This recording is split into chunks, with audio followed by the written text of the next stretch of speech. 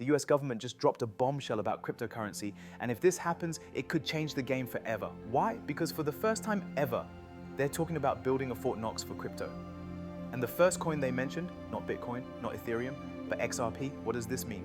And should you be paying attention? Let's break it down. Remember when people laughed at Bitcoin, calling it fake video game money? Fast forward to today. Elon Musk bought $1.5 billion in Bitcoin for Tesla. BlackRock, the world's biggest asset manager, launched a Bitcoin ETF. Even banks like Morgan Stanley are diving in. And now, the US government just hinted at stockpiling crypto like gold. Here's the big question. Is this the final stamp of approval? On Truth Social, the president posted something wild. We should create a US crypto strategic reserve holding Bitcoin, Ethereum, XRP, Solana, and Cardano.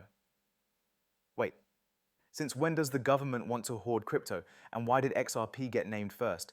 A lot of people believe in XRP's tech, but is it really better than Bitcoin? Let's compare.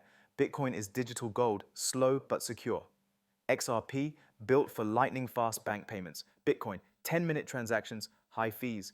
XRP, 3-second transactions, almost free. But here's the kicker. 300-plus banks already use Ripple's tech, including Bank of America. And if XRP replaces SWIFT, the 5 trillion day global payment system, the price could explode. XRP's biggest roadblock?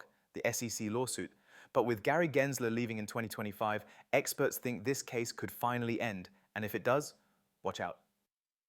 Meanwhile, Trump name-dropping XRP first? Maybe a hint that big moves are coming in 2025. So, should you buy XRP? Here's the truth. If you love decentralization, Bitcoin's the OG. If you believe banks will adopt crypto, XRP's a sleeper pick. Diversify if you're not sure.